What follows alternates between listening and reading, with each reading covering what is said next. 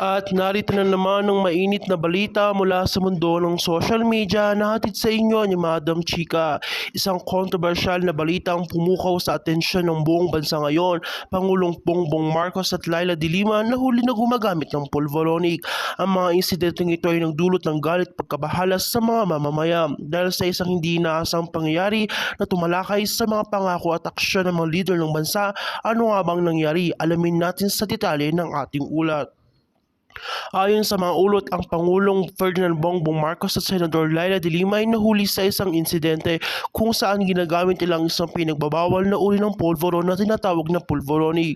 Ang pulveron na ito ay tinawag ng mga eksperto sa isang taong bayan ay di umano'y naglalaman ng mga sangkap na hindi aprobado ng Food and Drug Administration. Ayon sa mga testigo, naganap ang insidente sa isang pribadong pagtitipon sa Malacanang kung saan ang dalawa ay nakita na babahagi na gumagamit ng naturang pulveron.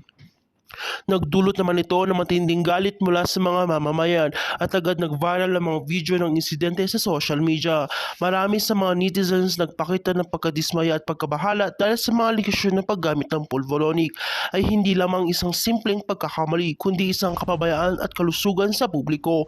Ang nasabing pulveron ay pinagbabawal dahil sa mga hindi ligtas na kemikal na maaaring magdulot ng panganib sa kalusugan ng mga tao. Ayon sa isang eksperto sa kalusugan, ang paggamit ng pulveronic ay naglagay sa publiko ng panganib kahit nakakapagtaka kung bakit hindi ito agad naaksyonan ng mga leader ng bansa. Ang mga ganitong klaseng insidente ay maaaring magdulot ng panik at maling impormasyon kaya't mahalagang tiyakin na mga pagkain at produkto ay dumadaan sa mga pagsusuri bago ipamahagi sa publiko. Pahayag naman ng doktor, dagdag pa niya, mahalaga pa rin na mapanatili ang kredibilidad ng mga opisyal ng gobyerno sa mga ganitong usapin. Sa kabilang banda, agad naman naglabas ng pahayag ang Malacanang na nagsasabing ang Pangulo at Senador de Lima ay hindi sinasadya at hindi nakapagbigay ng tamang pag-iingat.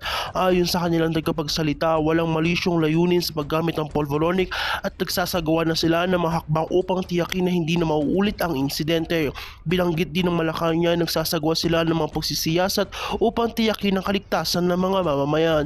Samantala, ang insidenteng dulot ng mga pagtuliksa mula sa iba't ibang sektor. Ang mga kritiko ng administrasyon ay nagsabi na mga kaganapang ito ay nagpapakita ng kakulangan ng malasakit at disiplina mula sa mga leader ng bansa. Sa ngayon, patuloy ang mga investigasyon at mga mamamayan maghihintay ng malinaw na aksyon mula sa gobyerno.